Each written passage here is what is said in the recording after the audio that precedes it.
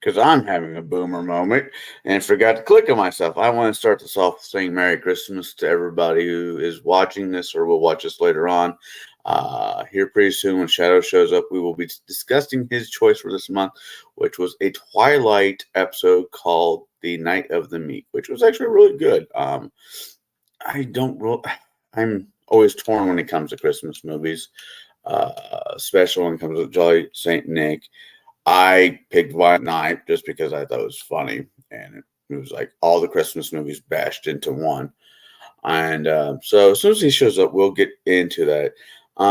Like I said, I hope everybody is having a happy Merry Christmas. I know today is Christmas Eve, tomorrow's Christmas Day. Um, Big family, little families, no family, all the same. I hope everybody out there is having a good Christmas. I will most likely be doing something tomorrow. What about you? Will you be doing something? Will you be hanging out with family? Um, I know after tonight's show, me and my daughter and the rest of the Motley crew will be going to see the Wonka movie. I don't know how I feel about that, the Wonka movie.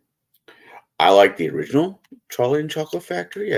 I hope this one is good. Not holding my breath. Uh, I don't know. If you're watching this, end up watching this later, why don't you all give me like a list of your favorite Christmas movies and maybe we'll, talk about them. I know the beginning of next year we're doing nothing but sci-fi movies, nothing but sci-fi movies, which should be interesting. Especially when it comes around certain holidays. I don't know very many. Uh, I'm doing good, Grandma. How are you doing? I don't know very many like Christmas sci-fi movies. I mean, I know sci-fi, I know Christmas movies with monsters, but that doesn't make it a sci-fi movie. That just make it Christmas with with monsters. So I don't know how parts of next year is going to be. I can see Fourth of July being Independence Day, aliens, um,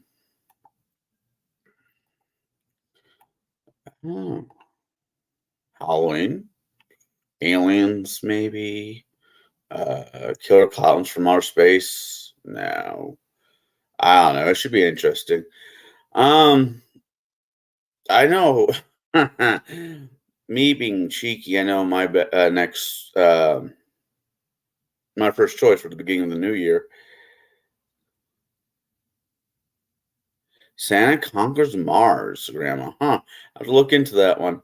I know my first one for next year is going to be the Masters of the Universe of Don Lombard, or however he says his name, as playing He-Man, which I will make the argument that it is somewhat of a sci-fi movie. It has what Omen House says, at least has four of them, and aliens, robots, spaceships, or I think technology that's far advanced than what we have.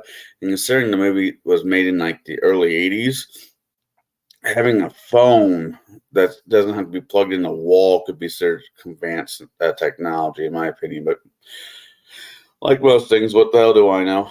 Um,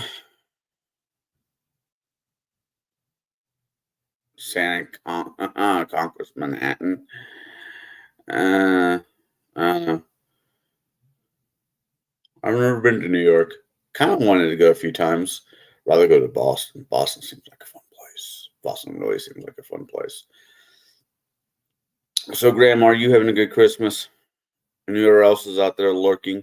I see there's two peepers on me. Um, so, like I said, we'll start talking about the not the movie, the TV show. I think this is the first time we did a TV show.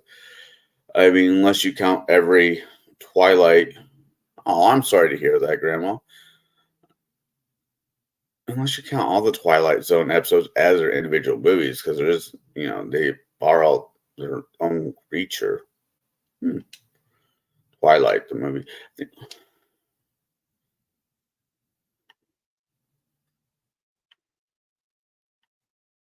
Ooh, that's a fun way to celebrate Christmas.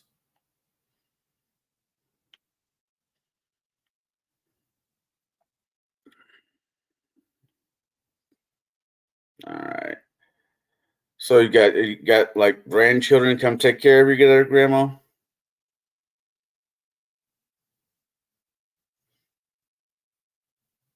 Do all the cooking and all the fun stuff for Christmas Eve,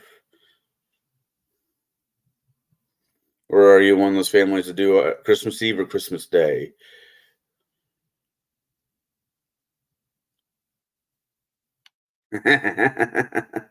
I'm just asking.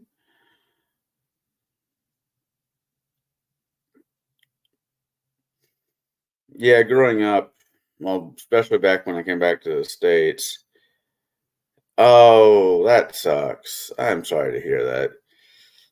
Growing up, we did. Oh, that's nice. Good for them. See, growing up, I'm thinking. We did my mom's dad on Christmas Eve, which was always kind of interesting. Um, he, my grandpa's second wife didn't really care for his first wife's children or grandchildren, or really anybody. So, unless they were hers. So it was always kind of interesting. Um, what was the other thing?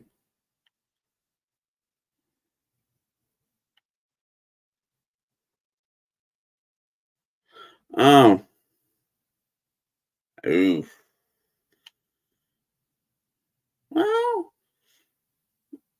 I hope they have a good time. Hmm. I don't know. Driving around the last couple of years.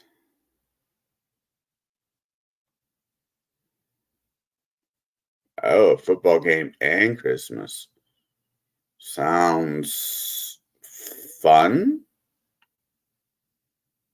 I- I'm more of a rugby person, but I guess if you like football, I mean,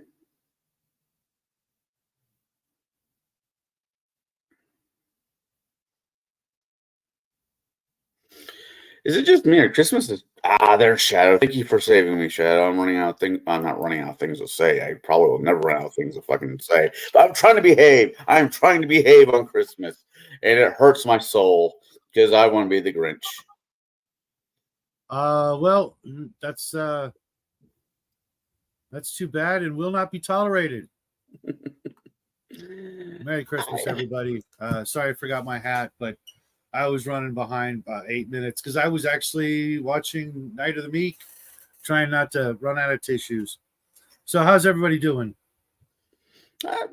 Grandma's stuck at home with her leg up because she got hurt, and Okay. children are elsewhere, and nieces and nephews, no grandchildren, in another city. Yeah. Oh, wait, So, I got one here. We'll just do that. So, but Christmas Eve, but what the hell, right? I actually have a Christmas hat out in the car. It's a little top hat that has it's a felt top hat that has a red ribbon and like berries or whatever Christmas Holly berries. Cool. holly berries on it. Yeah, because if it had a Halle Berry on it, well, we wouldn't be seeing you, would we? Maybe in the early 2000s, swordfish holly berry. Anyways, A Christmas Miracle. hey, this movie was all this. I keep wanting to call it a movie because that's what we normally do. This TV show was actually really good. I I like the concept of it. I think it was an interesting concept, and I did enjoy it. Amazingly enough, Rod I know I Serling would. was absolutely amazing. He wrote this. He wrote so many wonderful things. He gave us Planet of the Apes, which I'll always be grateful for. As a child, it was one of the gateways to science fiction for me, and of course, the rest is history. Did he do? Wow, I did not know that. I think you said it a few times. I just don't think I've ever really, you know, clicked Dived in. into it. Yeah, I don't know Yeah. exactly how much he had, but think about how it ends. It's the classic Twilight Zone ending. Oh yeah. Well, this one for Twilight actually had a happy ending. There are a few that are like that. At least uh, they give you you've got to kind of think about what you just saw for the 1960s.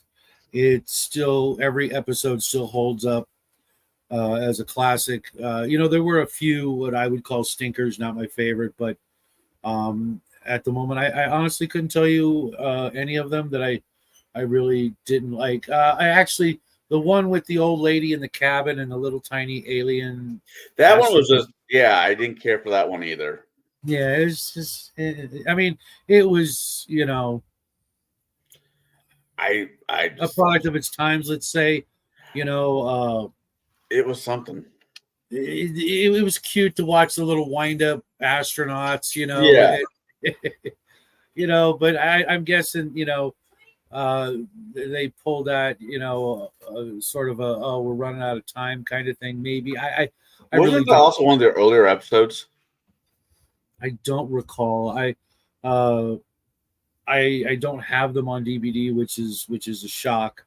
I need to do something about that. Probably will, because I had to watch it on Amazon. This show today on Amazon, and I could swear that the commercials were longer than the 26-minute episode. No commercials. I was actually kind of it had that moment. It stopped and screen go black for a hot second, then it come back on.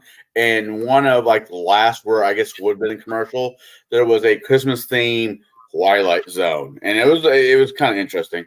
But Paramount Plus has the entire series, no commercials. Yeah, that bummed me out. Netflix took off, I want to say season 2 or 3 completely. They had all 5 seasons except for season 2 or 3 when I was trying to watch the entirety of the Twilight Zone a year or two back with the family. We made it through a bunch of them, and then things happened. Sorry, Grandma. I'm sure you'll be fine in a couple of days. Some of the actors, I was like, I didn't recognize their. At first, I didn't recognize their faces. Well, Santa had a whole get up, so I didn't actually recognize his face for a hot second. They're great. Yeah, he was on the Honeymooners, and the mall, and it was. I didn't recognize the guy's face at all, but I recognized the mall manager's voice. He did several Hype Kids. And he in the early 2000s. Wasn't he the voice of Piglet in Winnie the Pooh? Yeah, he was the voice of Piglet. And I'm like, why does that sound familiar? He was perfect. No, it was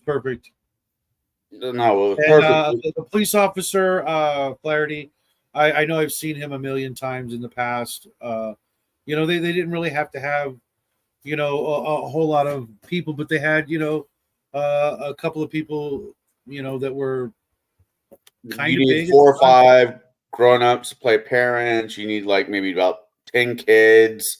You needed Bruce, yeah. And of course, the elf. It's just a absolutely perfect, if you only watch one Christmas thing every year, I'm sure you can all spare 26 minutes to catch this one. And this might be going on my list. This might be going on my yearly list.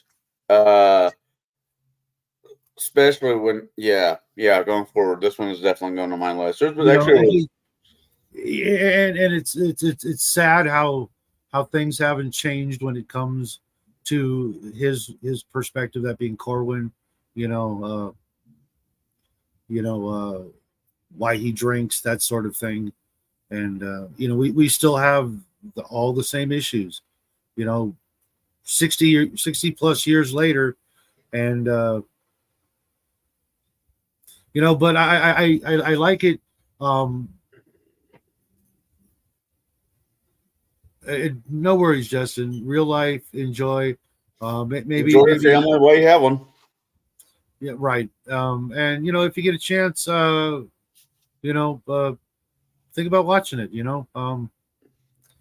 If it doesn't, get you right here. I don't know if it got me right here, but it's a good film. I will give you this one. Listen, I love Christmas. I love Christmas. It's, to me, that's not even about getting shit. I love the lights. I like the idea that you should be.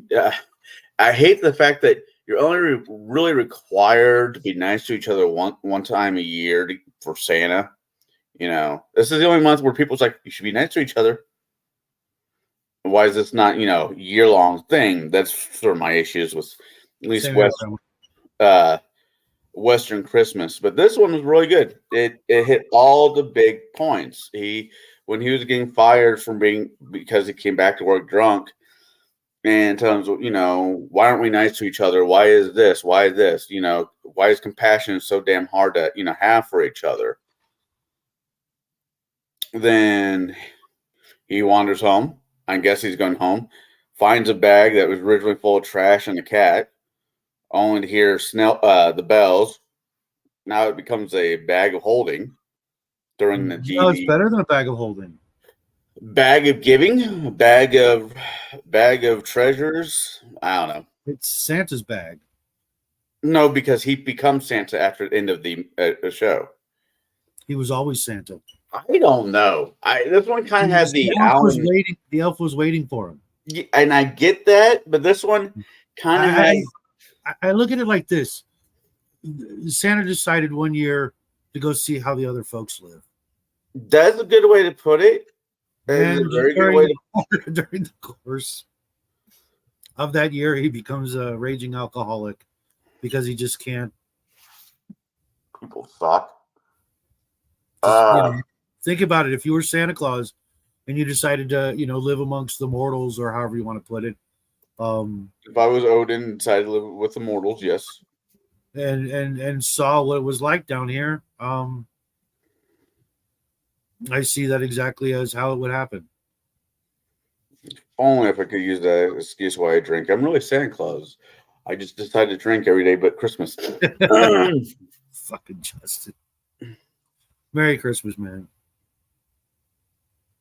What was that Tim Allen movie? Santa Claus? Santa Claus, yeah.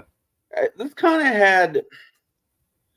I know this came way before that one, but it kind of has the same feel in some aspects. Well, yeah. I mean, if you're going to, make a Christmas movie, I'm assuming you're going to do all the Christmas research, and this one would be amongst the things you would watch or read or participate in. This would be up there, I think. I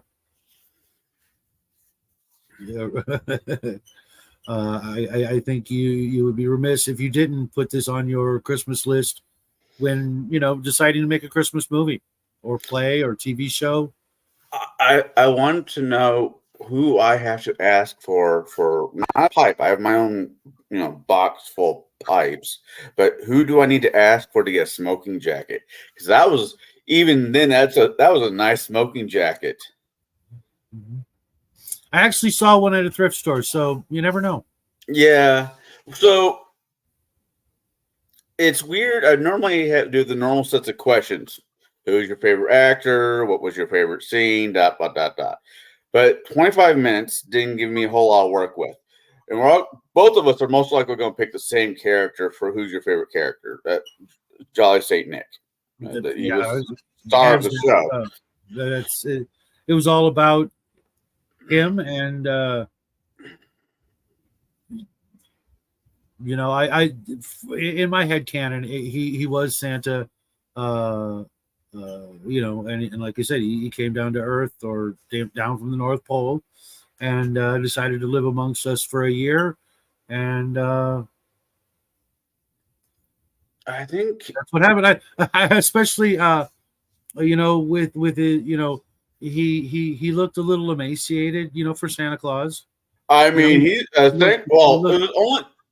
that's the American Santa Claus when he became fat. And that's because of Coca-Cola. Santa Claus throughout Europe has always been not that scrawny. That guy looks like he needs like 3 hamburgers and a milkshake for like a month straight. It wasn't so much because like when he fell down and things, he looked to be like a rather decently sized guy. But in the face, he looked just gaunt. Yeah, he was, just, I'm certain that Art Carney was not a miserable person, but he he made, the facial expressions. I don't know what, He was just a skinny guy. I mean, even when you look back to honeymooners, I mean, next to Gleason, he was just a small guy. He was a scrawny guy. Mhm.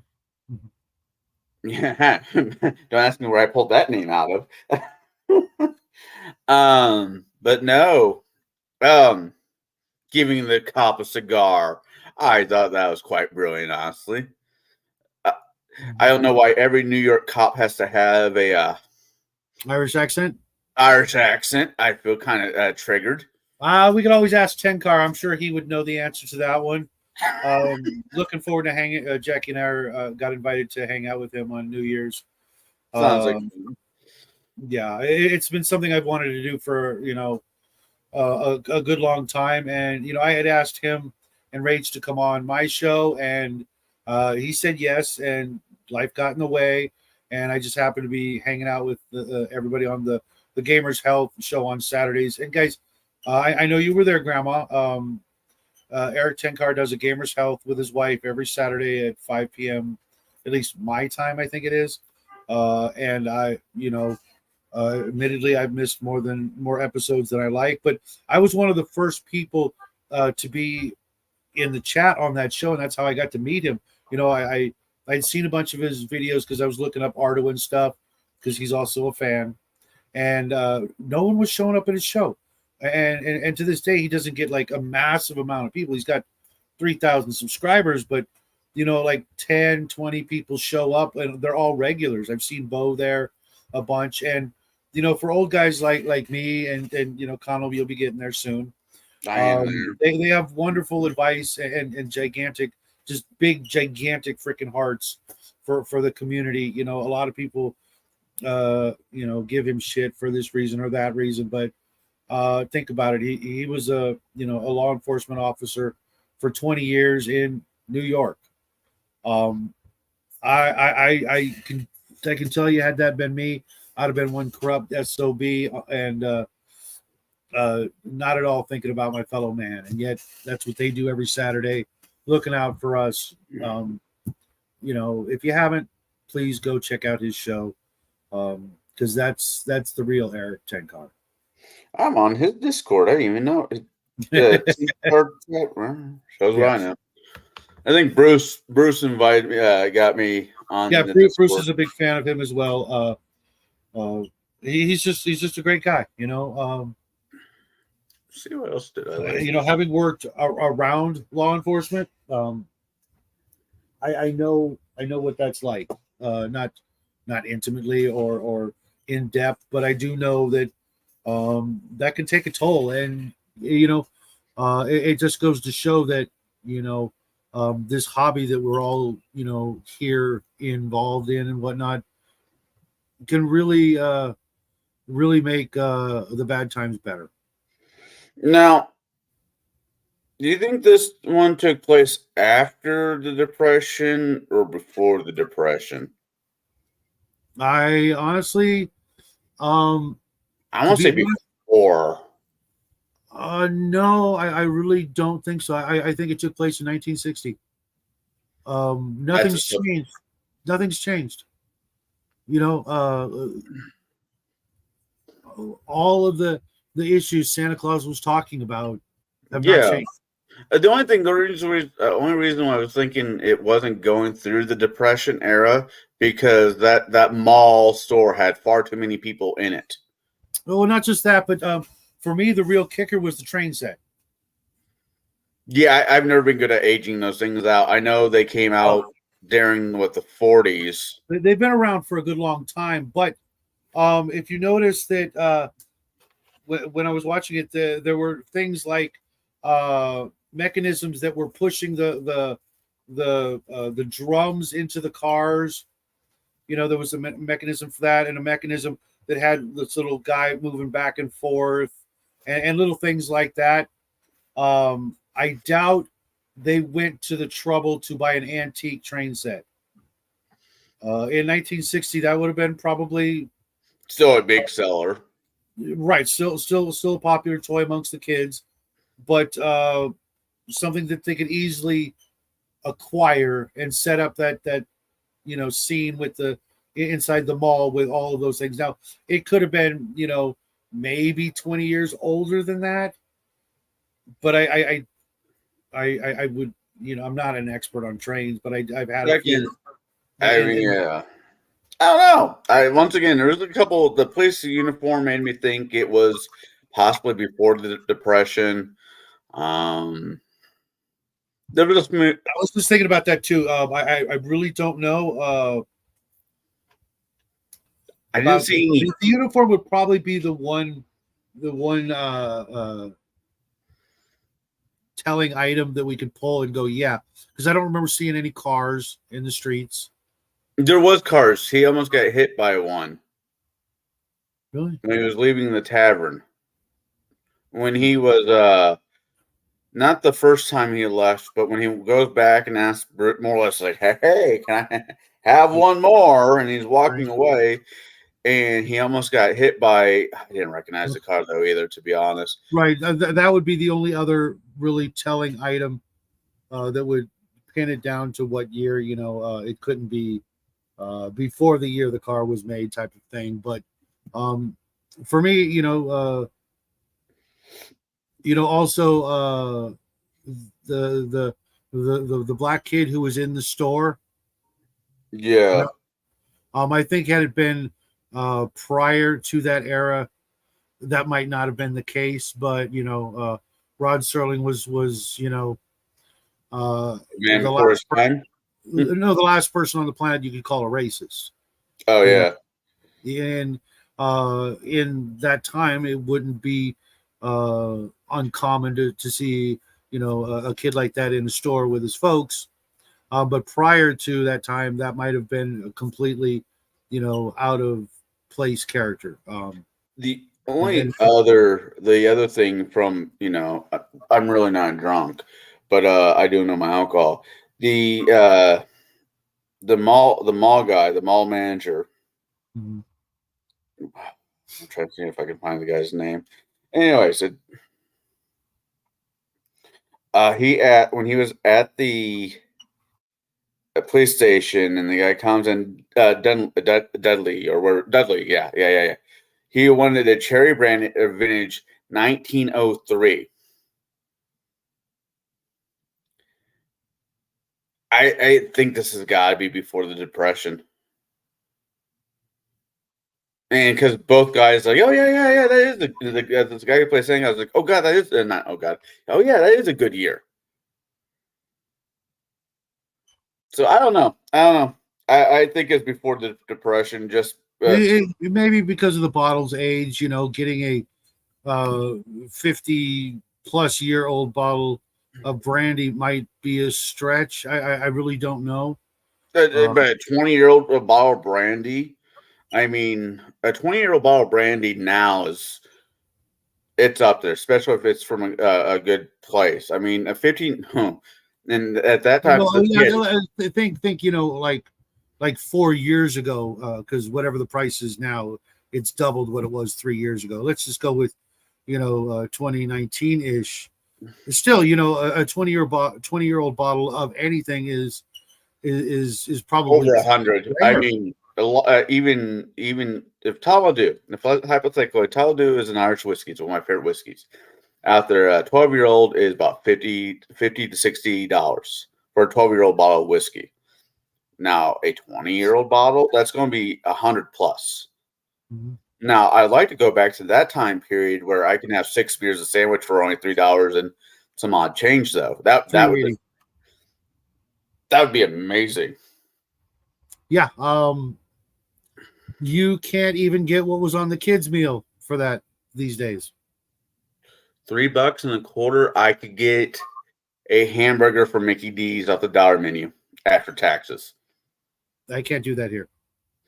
California is, California. Mm-hmm. Even though you say you live in the nice area, I'm not arguing that part. Let's see other aspects of this show. I keep wanting to call it a movie, but it's not. No, it's perfect. It's everything about it was perfect, except the fake snow. I will, That's just part of the charm. Mm-hmm.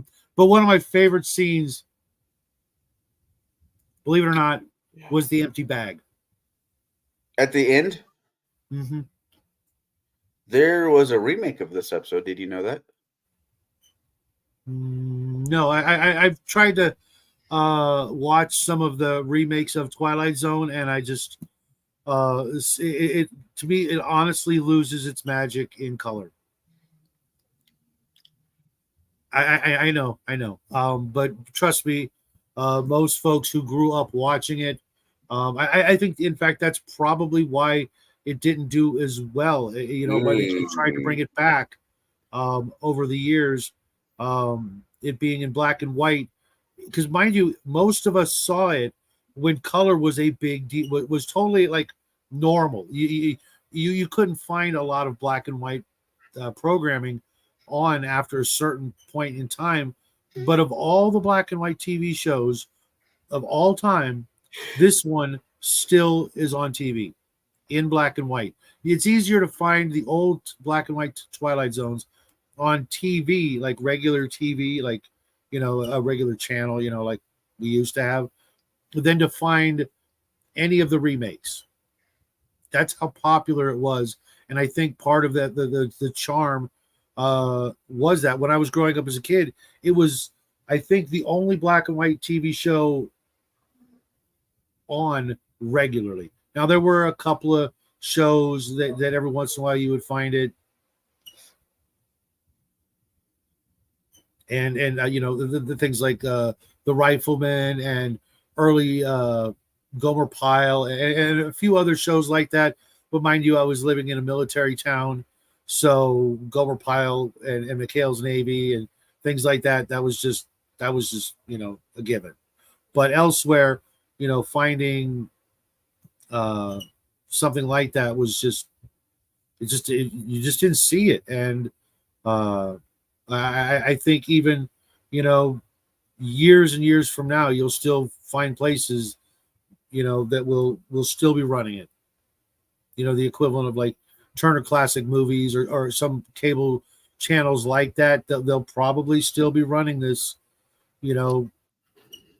decades from now. It was just so well done and so well thought up, and so very different from what everyone expected.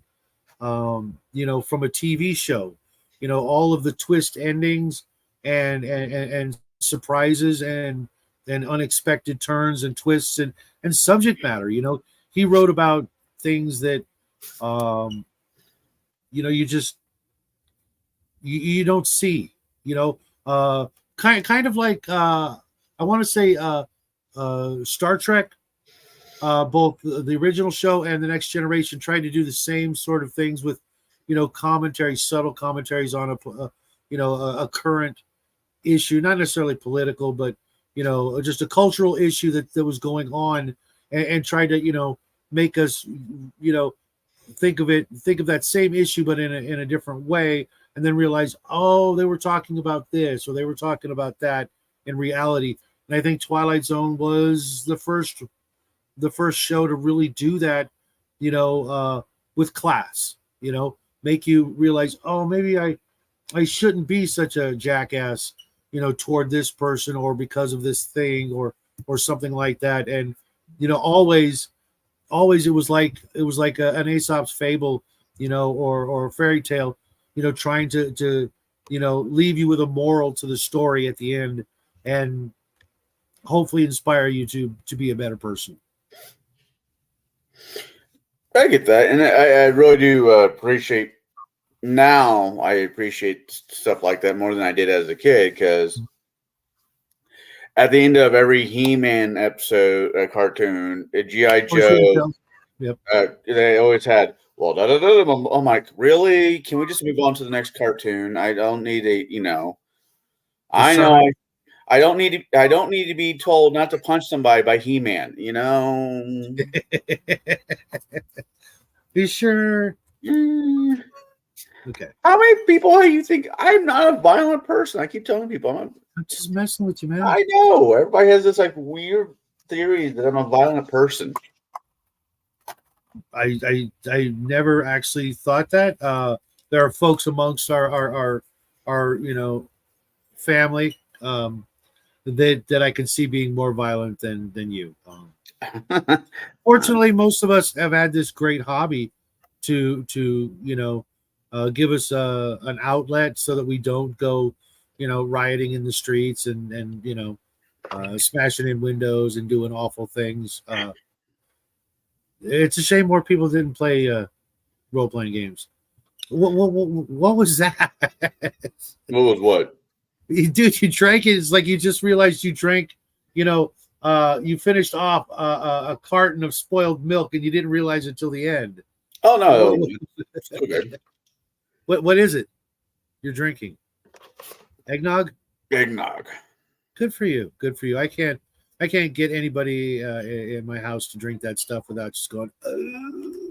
Before anybody asks, no, it was not spiked. That's for later. I can't drink it because I only drink water, but I still remember what it tastes like, and every once in a while I'm like, yeah, a couple of sips wouldn't kill me, but Hey Jack, Merry Christmas, you heathen. Heathen. Are you kidding? Oh, I'm sorry, that's the wrong word. You Marxist. Again, way off base. Get in there. I'm so fun with my nephew.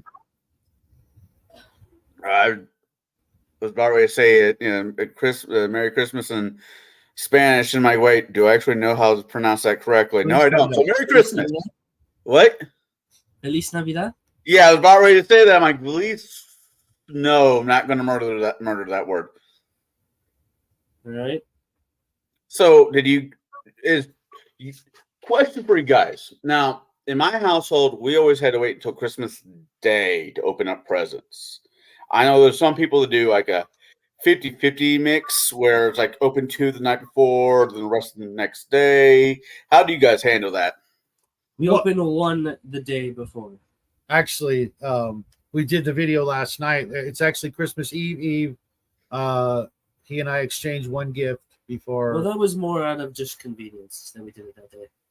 But yeah, normally it's 1 gift Christmas Eve for the kids. They get to open something up to keep them busy and occupied while the parents are doing Secret Santa stuff and whatever, maybe cooking or other things. And it was always to keep the little ones occupied and placated until the morning. And I know a lot of people that do that. It also kind of actually gets the kids to bed a little earlier, believe it or not, because they're so excited from playing with the new toy, because you always pick out something that'll keep them busy. And it actually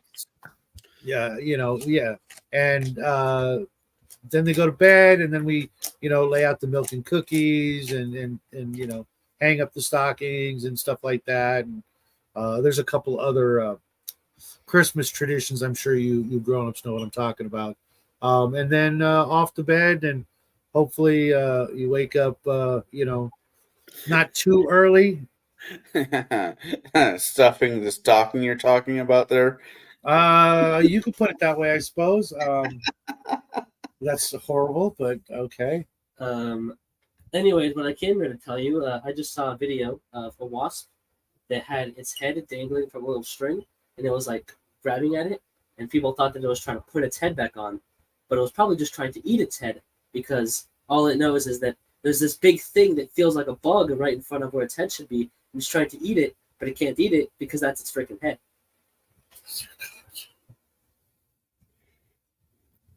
Thanks for sharing that. Yeah, I think I'm going to show the video to you when I find it. Okay, well, the episode we are talking about is still queued up if you want to rewind it, Night of the Meek. Otherwise, I'll just make you watch it later. I definitely make him watch it at some point. We've watched it like 100 times. It can't be. You're not 100 years old. Are you? Yeah. The other movie y'all need to watch is called Violent Night. It's another Christmas story. Has Santa Claus in it. He's gone. I actually think you would enjoy Violent Night. I'll try to get around to watching it, but I mean, I literally had to watch this right before the show. No, I get that. I Omenau even liked it, so you know. That's a shock because Omenau seems to only. Well, I don't know about this one, but Violent Night he liked last week. Oh, I thought he said he liked it, but I could be wrong. Just wishful thinking that, hoping that he actually enjoyed it. Because it's been a family tradition for a very long time here, and I hope you guys actually got a chance to watch it. I enjoyed it, and that says something. It's me, guys. I'm a big old softy, and this one just always gets me. Just Art Carney's acting, if you can even call that acting, because he probably saw a lot of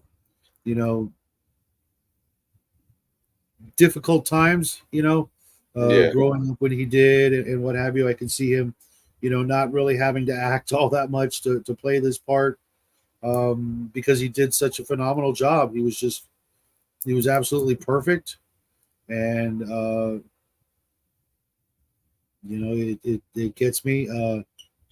I probably won't get to watch Scrooged before the holiday is over, but I would like to maybe get a chance before the holiday is over to catch a couple of the, like Grandma said, some of the stop motion. Rankin and Bass. Was it Rankin and Bass? Oh, Rudolph. Santa Claus is coming to town. Yeah. I haven't seen a Charlie Brown Christmas in forever. Yeah, man, those are just freaking depressing. Depressing. I always found it depressing. And this one wasn't depressing. This one, I can see you saying this one was depressing. The Charlie Brown Christmas, no. This wasn't depressing. This was more uplifting than it was depressing. Well, I mean, the beginning is pretty depressing. I mean, you can't, I mean, once you looking back, you get it, but I don't know. I didn't find this one depressing. I thought it was interesting how my movie and your movie both started the same way. Santa Claus in the bar. I thought that was unique. Yeah, because I used to drink, folks. I quit almost 13 years ago. It wasn't a movie. It was the Twilight Zone episode, Night of the Meek, with Art Carney playing Santa Claus. As a quick recap there, Bear. And welcome to the show, man. I wish I could have hung out with you guys last night more, but it was a long day. Hey, Bear, if you want, I could shoot you a link. And I had to get up bright and early for church. It's a wonderful 26 minutes of it spiraled by hour 5. I had to be up at like 5 hours later to go to church, and supposedly I'm being dragged to church again at midnight, and they don't realize I have Secret Santa stuff to do. Being the resident, quality time with your wife is not Secret Santa stuff.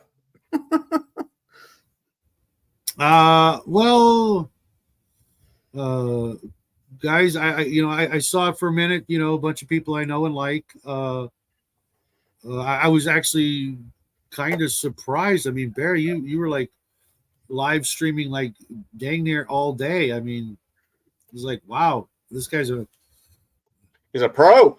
Well, yeah, he's a pro, absolutely, but a machine, man, just pumping out live streams. My record is, I think, between 12 and 16 hours of live streaming in one day, but that counts an 8-hour game with my little brother here on Bruce's channel. We did like an 8-hour game, and then I did my show, and then I did Nathan's show. Oh, yeah, that was a party. So those are some long Saturdays.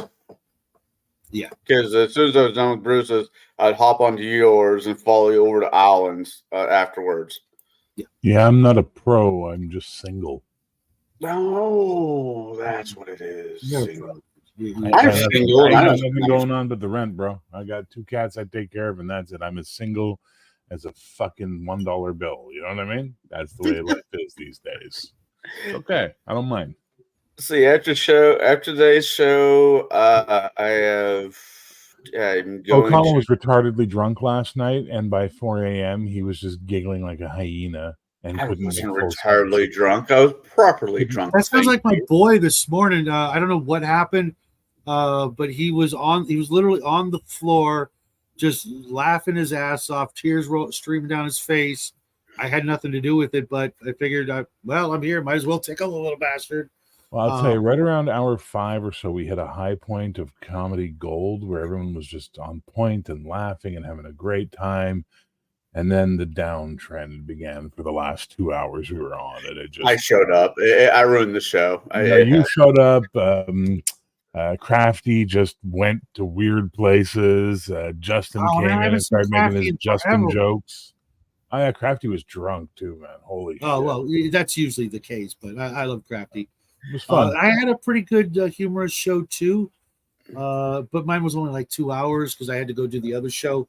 But I guess there must have been something in the air last night. Just, good times, good people, and good humor. Yeah, Grandma sat in the chat and just babysat us all and made sure we didn't get too far. It was quite cute.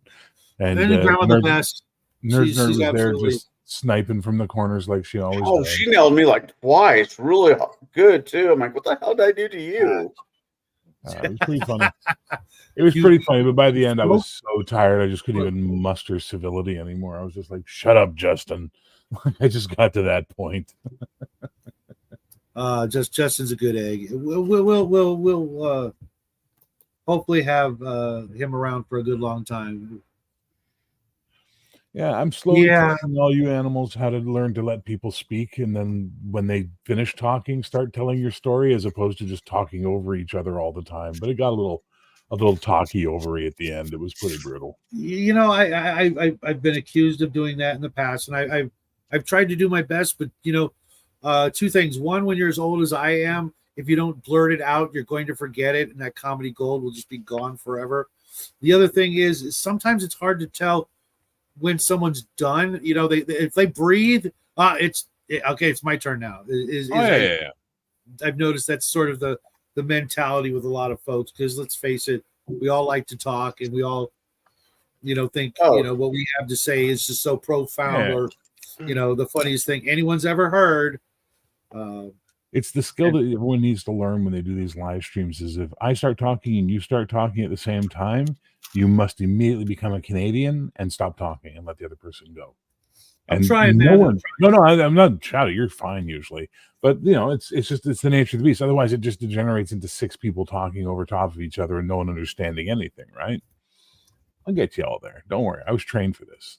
I worked in this field. Trust me. I'll teach you. I'll get you. Y'all be fucking pros at interviewing by the time I'm done. And then we're going to make all them 5e YouTubers look like silly billies because we have the better shows all of a sudden. We already do. I mean, we're genuine. We're not, we're not going off a script. We're not really trying to sell the same thing. We all have our own little thing we'd like to sell and turn people on to, sure, we think whatever game we're playing is the greatest thing ever, but that's actually not the case. If there was the greatest thing ever, by now we'd all be playing it, and it most certainly is not. This is the thing, right? I did a little rant last night about how we all have to start being a lot nicer to each other, and I think I'm going to go figure out how to cut that piece out and make it a short, because I'm just really. I hit a point last night in my headspace where I realized exactly why I'm doing what I'm doing and what it's all about for me. And it was a bit of an eye opener. It was like, oh shit, I have purpose. Okay, good. Now, how do I make that purpose move forward? Well, yeah, we're all here to make the world a little bit better, happier place, I thought. We would hope. Connell, on the other hand, not so much. I look at the world as it is, not what it could be, what it should be, and I just accept it for what it is, and move on with my life. Sir, have you ever seen the episode of The Simpsons where the aunt has to take the kids to Duff Gardens? Yes. Okay. Yeah. You are Barney in every episode of The Simpsons. I don't know what you're talking about. I can't do the belch. You're not wrong.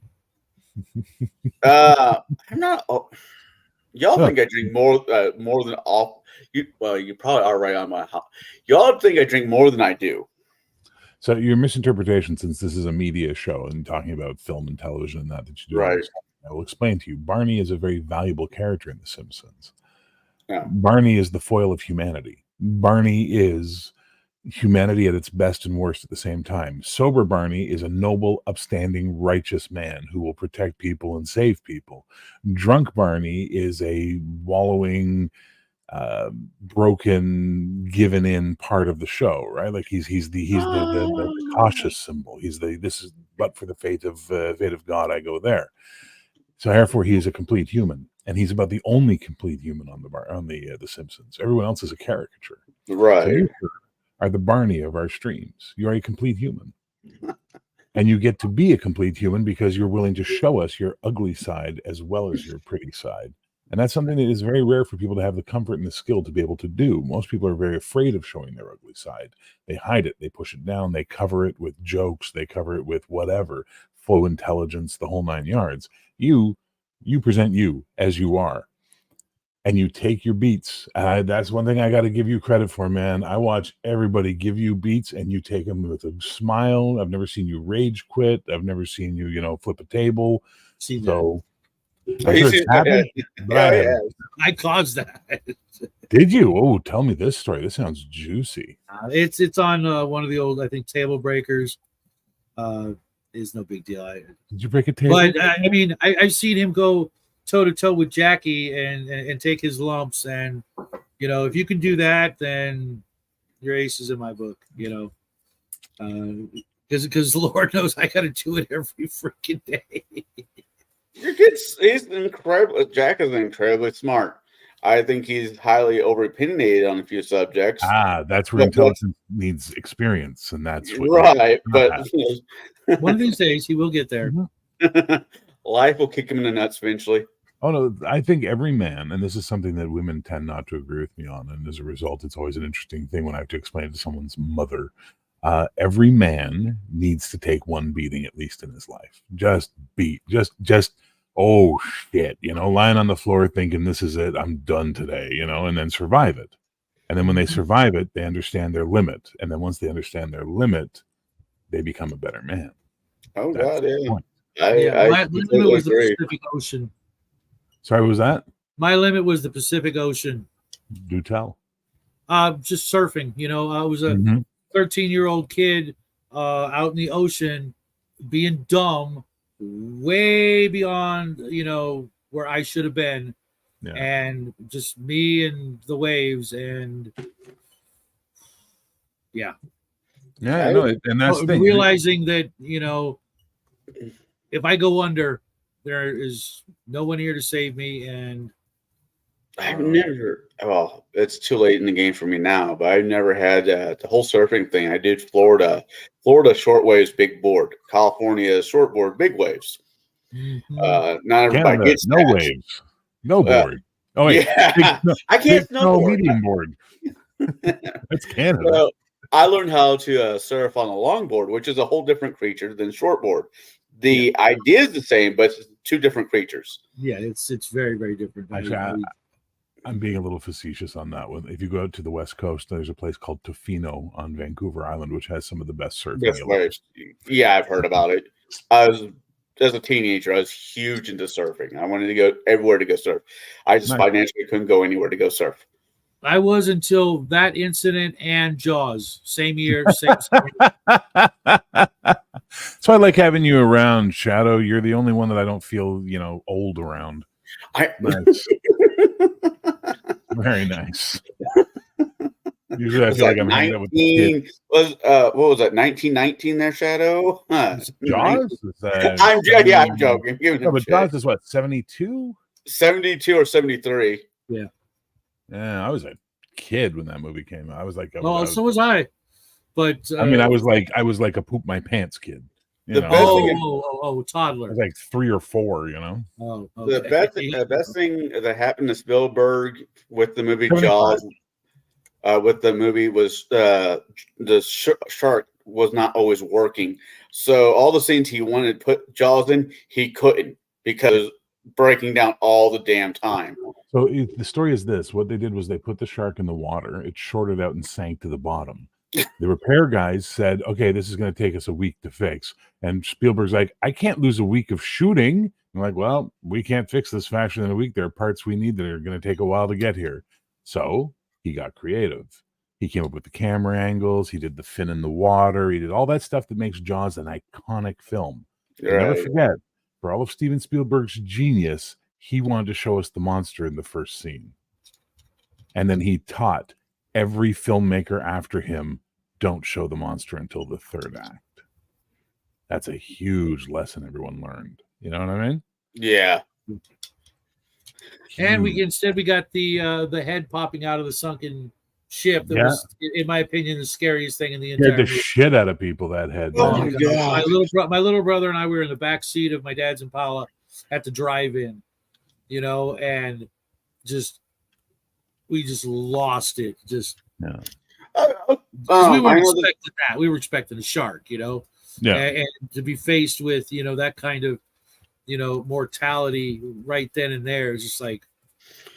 Here's a question. Everything else was just like, hey, it's just a shark, it's just a big shark from that point out, Go ahead, go. Here's a question for you. I'm always kind of curious about this one.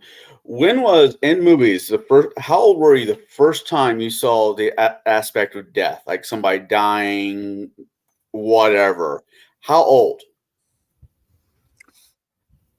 Probably pretty young, because my father made me watch James Bond movies with him. He let me watch James Bond movies with him. So I'd probably about 4 or 5 years old, maybe.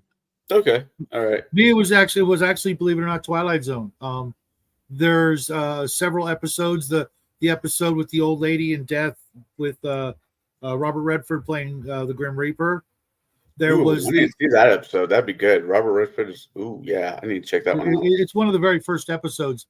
There's the episode with the Jack Klugman. I think it was the guy who played Quincy. That episode, I think he was actually in a couple episodes. The one about his son dying in, I think it was Vietnam or no, it must have been Korea actually. There was also the episode also in Korea where I forget the actor. He was kind of famous, where he would see that light on his fellow GI's face, and he knew they were going to die. And then they would die, but he got this flash that, oh my God, you're next kind of thing. Until then, it was his turn. He saw that look in the mirror, I think it was. And there were many episodes of the Twilight Zone. I was like 8-10 years old, and I'm just like, oh, this sucks. Yeah. See, I have a hard time remembering which were Twilight Zone episodes and which were Outer Limits episodes, because I saw them on Saturday afternoons as back-to-back shows played on the local TV station. They make somewhat do feel like each other. And I always get confused as to which one was which sometimes, We here growing up where I lived, I actually didn't get to see a lot of Outer Limits. For whatever reason, it was they just preferred to show Twilight Zone, or it was a different contract or a different deal. I think in my lifetime I've only seen like the episode with God, what was that actor's name? He played a Klingon later on, where he's that soldier from the future and he comes back in time and he lives with Michael Ansara, William Campbell, or John Colicos. I don't know, but he comes back and he's in this weird, military sort of armored outfit, and he comes to stay with his regular family, and he tries to, assimilate sort of, and he's all upset, that they're throwing away food in the trash, where in the future that he comes from, they wouldn't do that. They would eat every last thing. And so this was Outer Limits? I believe so. And this was what the original series back in the 60s, right? Black and white, yeah. And that's the only one I've ever seen. And it's funny because I know it's the only one I've ever seen, because a couple of times I've tried to watch that show, and that would be the episode that would come on. Nice. So it's really stuck in my head. And apparently, like in the future, there's no, the war is so bad that there's no men and women getting together kind of thing. They're like, it's just really weird, alluding to, some horrible future. The first one, first time I saw death on that big screen, the screen that I actually can remember was it Alien? Yeah, Aliens, the 1986 at drive-in. I was 3 years old. You're such a baby. Oh, this was before my mom sent me off to go live with my grandparents. She was like, I don't know, wanted to go see, it was a double feature at a drive-in. They showed the original Alien that was 1979 or something like that. Then they did this one, which was 86. And she wasn't going to pay for a babysitter. Not, let's see, this was 3 years later, at 18 years old. So. Well, listen, I mean, that's not a bad one to be introduced to it to, because it's not overdone, right? It's just violent. It's not psychological. You know what I mean? If it's psychological, I think it could probably do more damage to a child than just the visual would. Right. Because the child wouldn't be able to understand the psychology of it, because they lack the experience, right? And then if you don't have someone explain to them after, well, this happened and this is what went on and this went, it could affect them. Whereas just seeing death is like, okay, well, at the time, if you watched Johnny Quest, you saw death, it was all the time happening. So I think it's a different beast at that point in time. Michael Ansara, that's who it was. It was Michael Ansara, who is also the voice of Mr. Freeze on the Batman animated series. Oh, really? Oh, wow. Yeah. He's done a few things. Michael Ansara's done a lot. Yeah. We were talking about the Twilight show earlier, and I recognized one of the characters' voices. Couldn't recognize his face or anything, but his voice. I'm like, here's Piglet. That's a weird connection. I grew up where Winnie the Pooh was okay. It was a thing for kids. The UK, yeah. You're over in that part of the world where Winnie the Pooh's like a bigger deal than it is here. Yeah. I mean, yeah. The funny thing, huge in the UK though. Huge. When I was a youngster, we had this. I forget what it was called. Every Sunday night, it was the Wonderful World of Disney. Wonderful World of Disney. Yeah, I remember that. Yeah. And we actually, that was kind of a big deal because there wasn't cable, and the whole family would gather around. And then when they found out, oh, it's Winnie the Pooh. I got to go do some dishes or something. They'd leave the kids to watch it. And I remember watching every, I never missed that show until I, was old enough to stay out past the streetlights came on kind of situation. Yeah. And then, it wasn't long after that it stopped being a Sunday night thing. And we would watch it. And the episode with the Effluence and Woozles was kind of terrifying as a little kid. Oh yeah, I remember that one. Yeah, because it was kind of scary. I mean, as like a 7-8-year-old little boy, it was kind of because they came back from the movie theater.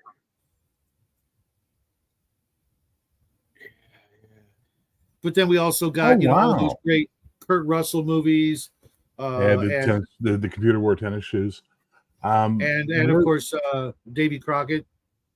Your Outer Limits episode's a two-parter called Soldier, and Harlan Ellison wrote it. Or it's adapted from a short story. I remember the name now. Yeah, that was that was kind of a weird one, but it stuck with me, not just because it was the only one I saw, but because of how bleak they made the future sound. It is literally one of the bleakest futures I can recall from a science fiction, book, movie, TV show, that kind of thing. Just the subtle little hints that he gave, that being the soldier, what it was like in the future that he came from. It's like, God hope we never get there. Oh my God. I don't know. From aliens to I don't like computers. I've never been a big fan of computers. And I think Terminator is the reason why. I think I saw that movie just way too early in life. This future was bleaker than the Terminators, because there, it would be like one of those bottleneck points in history where there's probably less than 1,000 people on the planet, and they're still all trying to kill each other over this cause or that cause, or whatever. And there may have been some sort of like AI overlord that was telling the humans to fight or something like that. It's been a while, but if you can catch it, I have to look into it. It's been forever since I watched anything Stranger Limits. I know they're like Twilight. It would go off air for a while, then they'll bring it back for a little while, then it goes back off air. I'm kind of wishing Doctor Who would go off air for a little bit and come back with better writers, but that's just me. Yeah, I'm done with Doctor Who for a good long time. I feel that way about Star Trek. I really wish Star Trek would go away for a while and then come back with fresh, new, better writing, and people actually appreciate the history. The Doctor Who made it a way where that show can legitimately run freaking forever. They have to find a way to find new actors whenever they need to. Its ratings are plummeting. Oh yeah, I know. They just don't. It's almost as if they never watched the original and Next Generation and understood, a little bit more about it, as opposed to try to cram it full of their own notions. Star Trek, the original and Next Generation, they had a definitive sort of set style and some, how do I put it, lore that they wanted to sort of keep. And the new stuff, after a certain point, they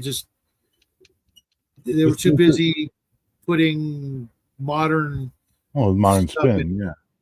But this is the thing, Shadow. We're old enough that we remember sci-fi when it was being written by men and women who had seen the world come to the brink of destruction and wanted to project or put forward the idea of a better future, a better world where that may not happen again, where humanity can save themselves from these things. So Doctor Who was about, trying to save people from themselves. Star Trek was about a better world where we all work together and going out into the stars and, using humanity to tame the stars as opposed to just giving into our baser instincts.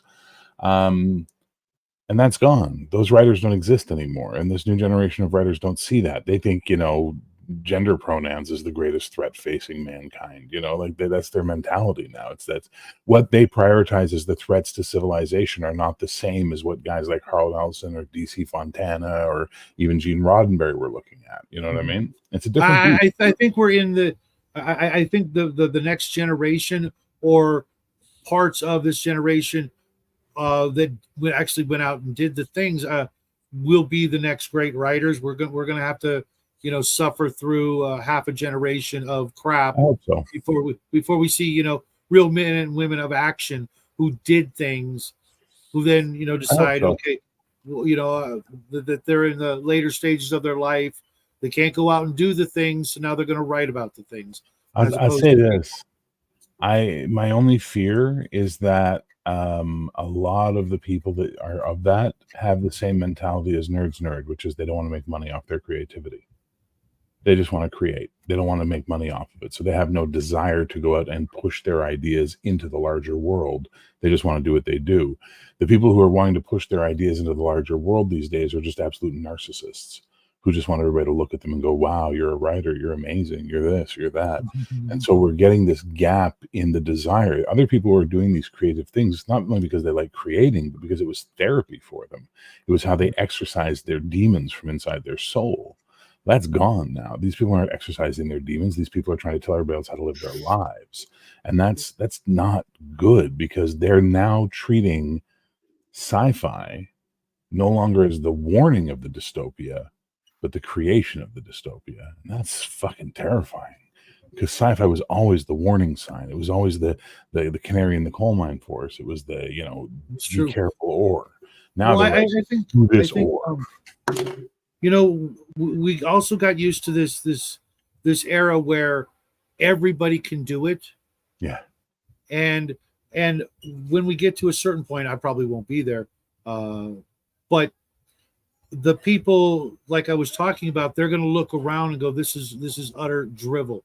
I'm going to do, I'm actually going to create something, whether it be for therapy or maybe because there's so much garbage, they're going to try their hand at making something that isn't garbage, in the hopes that other people might appreciate it, and it might get some traction. Well, not that I want to blow any sunshine up yours or Jackie's ass, because you guys do enough of that already as a collective group, but him and his generation are our salvation. And that's why we need more of them thinking, and more of them learning, and more of them reading. We need them reading stuff like Milton and stuff like Hemingway and stuff like, Stoker. And they need to read. They just need to read and read and read and read. And when they read, their minds are going to open up to a way that they're going to see the future as a possibility of something that can be more than it is. But as long as it's hard. That's what he asks for Christmas every year is books. Good. And every year they get a little dustier. Well, he's a kid, man. Mm. He's I honestly sometimes hope for a power outage, like a really big one, just so he'll be like, "What, Dad? I'm bored. What can I do?" I'm like, I can tell you exactly what would happen if we got a power outage over here, and my daughter did not have access to her iPad or whatever. She'd go to her painting table, pick up a piece of paper, and start painting. She does read, but she'd rather paint than anything else. And she does it well.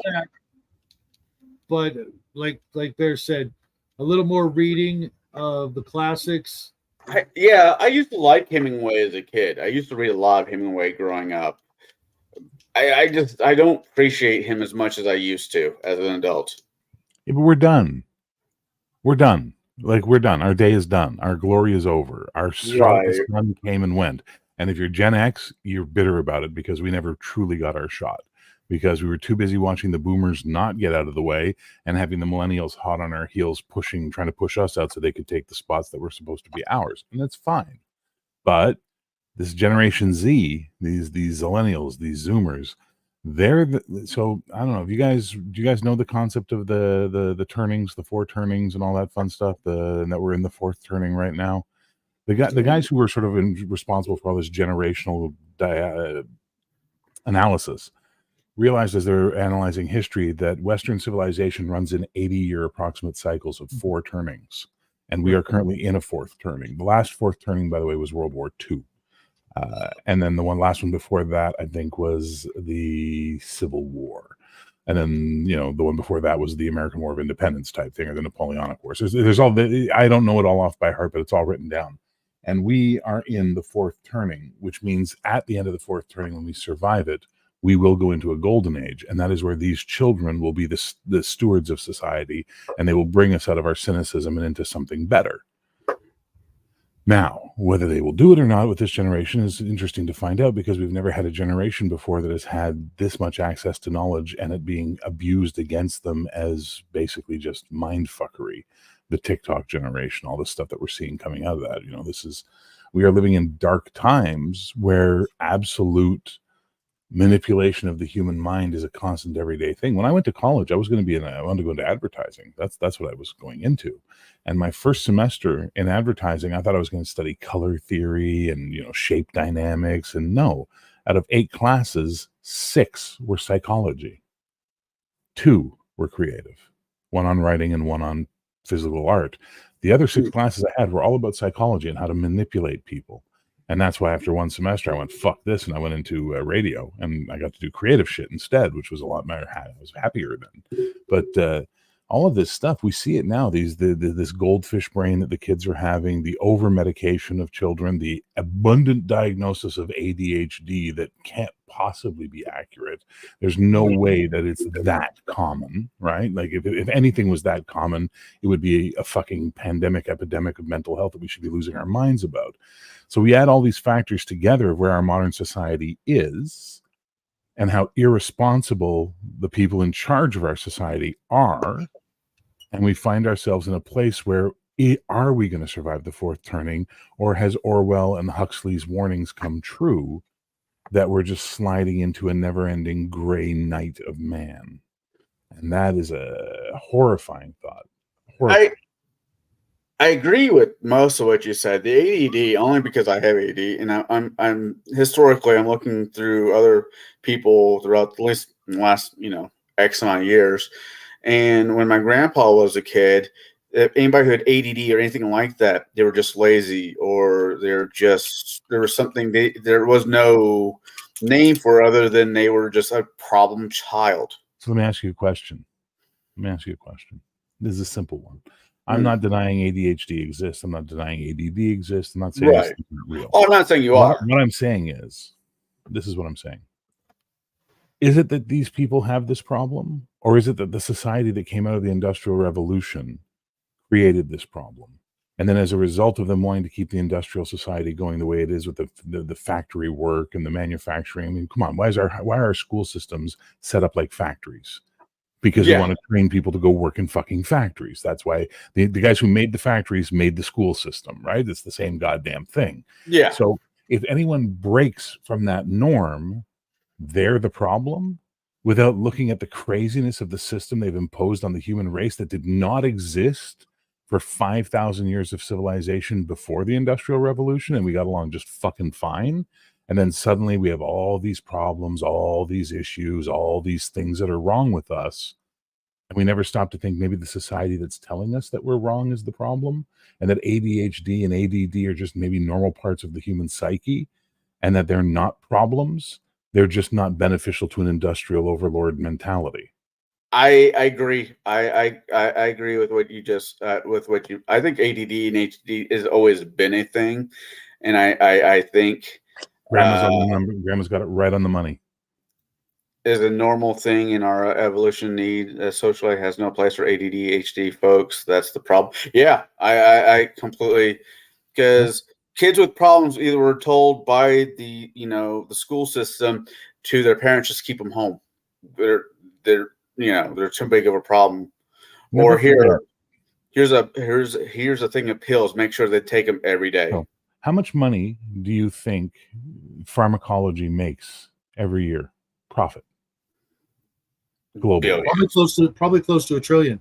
It's over 90 billion. The last time I looked, about 10 years ago, it was over $90 billion of profit. So that indicates they're probably doing close to $1 trillion worth of business, maybe 500 billion or something a year of business. And that's 10 years ago. We're much worse now. Mm-hmm. Think about that. Think about how much money that is. I could have you killed in Vancouver for $25 if I find the right cracky. There's a cracky out there who'll take $25 and stab you in the throat for me if I give him $25 to go get his fix. Now you're talking about corporations that are making that much money, and they're not going to try and cook the books and manipulate the diagnosis and everything else until they get more money, because they're drug dealers. They need repeat customers. That's what it is at the end of the day. Now, I'm not saying that there aren't pharmaceuticals that have helped the human race tremendously.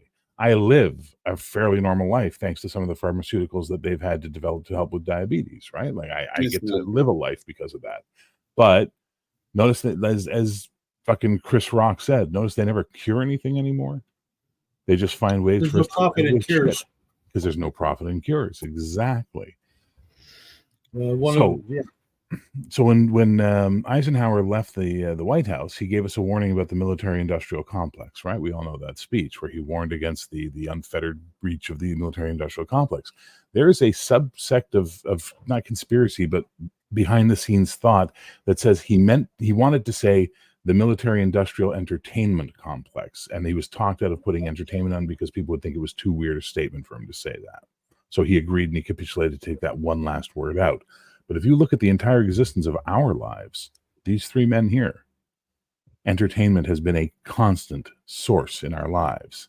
It's taught us how to think. It's taught us how to eat. It's taught us how to be men. It's taught us how to do this. It's taught us how to do that. We were influenced by this in our formative years. And at one point in time, they just wanted to sell us sneakers. And that's all they used it for, was to sell us sneakers.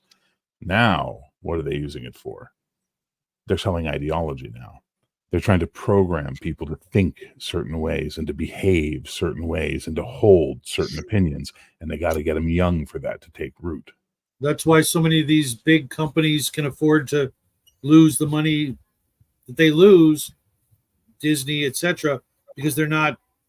The money is they're playing the long game. They're playing the long game, and their money comes from shareholders, not from sales.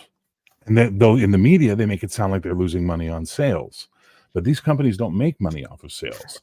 That money is irrelevant to them. They make money off of investment when people invest in those large corporations and buy the stock and put money into the company.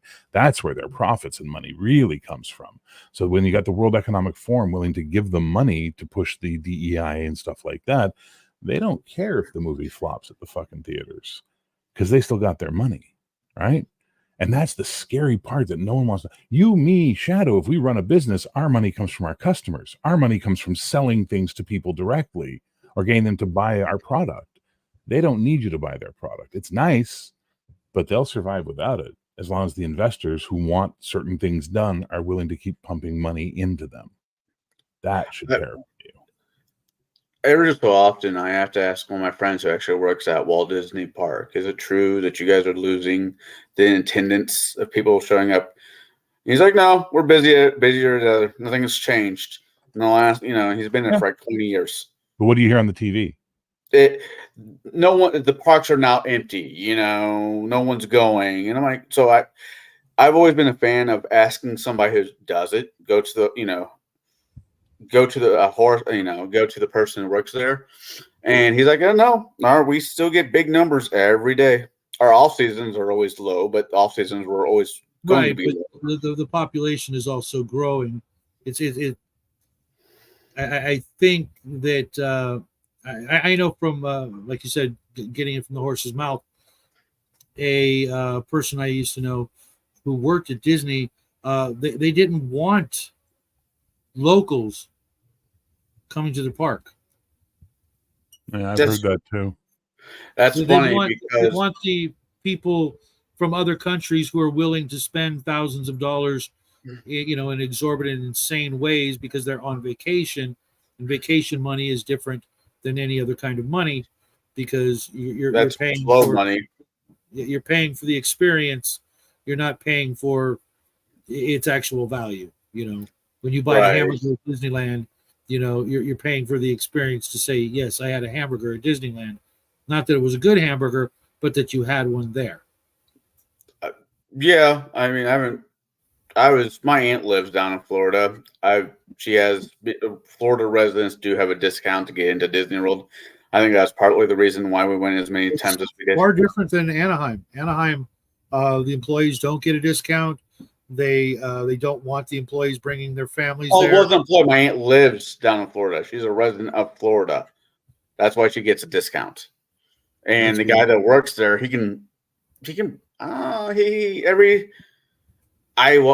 could be wrong, but I think he said he gets like a 5-person pass once a year. He got bring in 5 people for free once every year, one person at a time or however.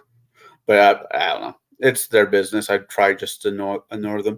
Anyways, back to the movies because that's what this show is technically for. But this is all associated and tangential. What have we been talking about? Disney commercials, right? It's Christmas, and I'm trying to find a way to go to a happier note. Talking about manufactured social conditions. He said it, Shadow, not me. I didn't say. Hey, listen, I had to do it because I had to do a paper on the origins of Christmas, right? That was something I had to do at one point in time. And when I learned where all of our traditions came from, I'm like, what does any of this have to do with the baby Jesus? Right? It was amazing. I was like, holy crap, this is so like, and then I learned about how the church would take holidays and make them Christian so that the pagans would join the church, et cetera, et cetera. But I love Christmas. As much as I like to bah humbug it up and all that, I love Christmas. Yeah. And I love a good Christmas movie. I love a good Christmas show. It's great because it's the one time you get to see people trying their fucking hardest to put their best foot forward, trying their hardest to be peace on earth, goodwill to men. And if we could only do that for the other 364 days of the year, wouldn't that be tremendous? I think didn't I Wouldn't say that be something amazing? like that earlier, Shadow? I think I said something like that earlier. Yep. But no, That's I it. agree. Christmas has this the Christmas spirit, the Christmas whatever is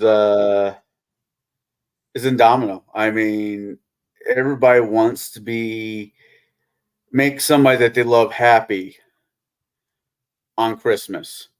I mean, one of my favorite Christmas stories is the Magi. It's Magi something story. Gift of the Magi. The Gift of the Magi. I mean, a dude, only thing he has in his life that's worth anything is his, a watch. He gives it up to get somebody who loves a gift. I know Christmas is not supposed to be about gifts, but I think the act is amazing. And hey, Jade. Hello, Hey, Jade. Steve. By the way, Jade, if you're still watching, the other two of these, you gave me 3. I had one last night to help me sober up a little bit. And the other one went to, these are amazing. Thank you. Him and his wife made these. These are rum cakes. Nice. You had rum cakes to sober up. All right. Yeah. I thought it was an edible. I don't do that. I don't do drugs. Drugs are bad. I drink. Good to hear. Alcohol's a drug, you moron. It's a poison. So are drugs. Well said.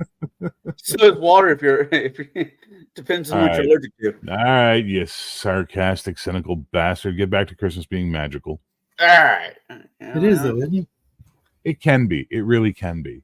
In a weird a way. kid and growing up in like a small town in eastern Quebec with a very small English community, and just the way the memories I have of it, the like, it's going to be weird, but I have a cinematic mind. So when I think of those times, I think of the lighting and what the room lighting was like, and what my mother's she had these ceramic villages that she'd make every year. She'd do her Christmas village in the dining room, so we couldn't eat in the dining room, and we'll go near the table.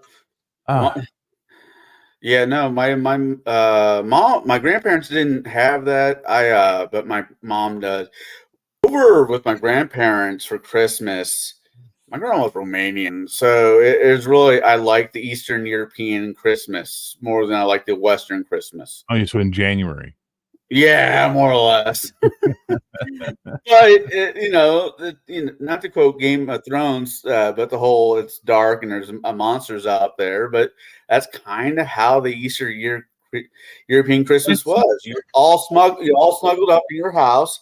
You kept the fire going. You spent the time together as a family, keeping the cold outside.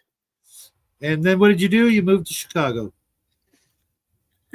Well, Peoria. Then I spent like a year. Well, lots of monsters there for you.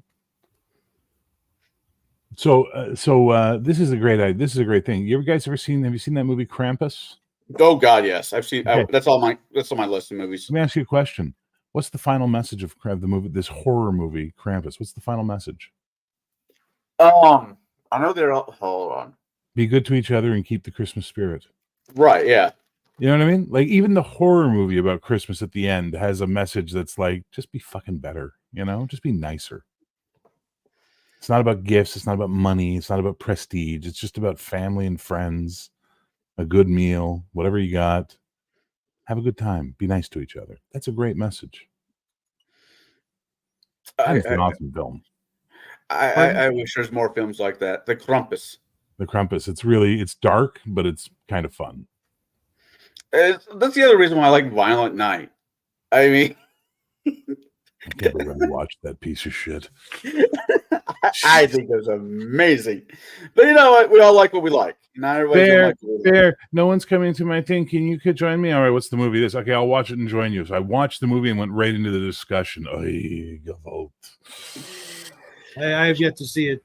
It's bad. But I'm lucky if this entire week, I was lucky to be able to watch the 26-minute episode of the Twilight Zone because I've just been that freaking busy. Well, you got family, man. You guys got family. Like Christmas is a really crazy time of year for you guys. Family and guests. Here in about an hour, and take my daughter to go see the Wonka movie because she wants to see it. And I'm like, okay, whatever. Bad. I took my grandparents and my grandparents and my aunts to some shit-tastic movies growing up. It's just paying, You're just paying your dues, paying it paying back. my dues. She did make me go see the Barbie movie, which was great. But just a reminder, it's going to happen to her when she has family. Oh, she knows. She knows. I mean, I took my aunt to his. I took my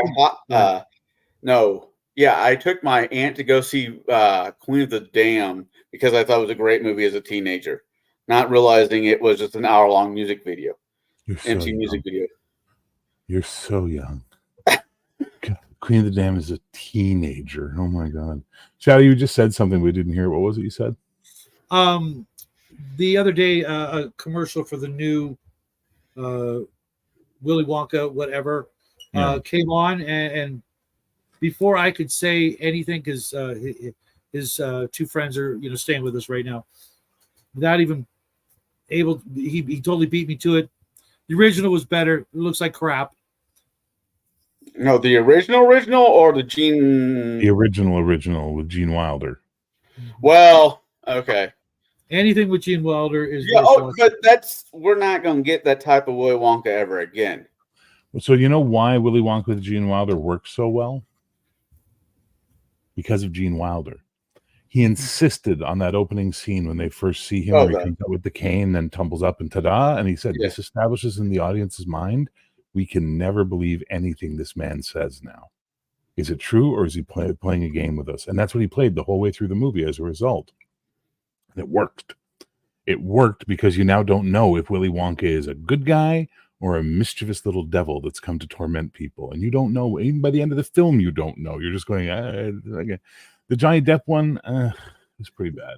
Johnny Depp one was almost close to the book, but not really. None of the movies are anywhere near the book. The original book my grandparents had, and I read as a kid.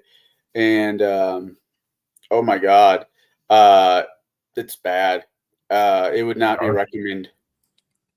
It would not be recommended for children to read today. Yeah, it's very dark. Yeah.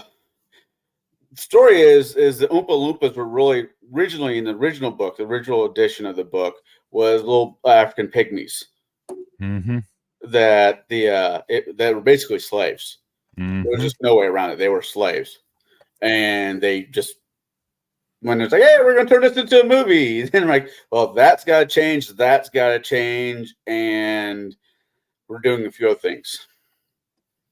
So, I mean, me and Shadow have gone round and round. Books should follow movies should follow the books. I say not always. And most times Shadow says they do. But there are a few exceptions. But the media is different. The media is different. Here's the problem with it. What works in the book doesn't always work for the movie because there's two different medias. I'll shut up, let Bear talk because he knows this is hilarious because I've had this conversation with you, so I want to hear you give it back. I want to see if you. No, I'm going to shut up now. Hey, we're not going to last beer. No. I want to hear you give it back. I want to see if you got the message that I gave you because the medium is the message, as Marshall McLuhan said. So, what do you take from that? Well, it works more or less because I might have been drunk when I heard this. What I got from it is what works in the books, not necessarily going to work in the movie because there's two different mediums. Right. Doing the visual audio versus written word. Yeah, books don't have a budget. It's not the budget. Books can tell you what's going on inside the character's head as well. Think about 1984 Dune. I love that movie, but what do the average people hate most about the movie Dune? The thoughts. Whether people are thinking and we can hear their thoughts. People fucking hate that. That's like the number one thing people hate about that movie, right? Yeah, actually, that doesn't bother me. No, it doesn't. It bothered most people, and that's why that's one of the things they hated about it, right?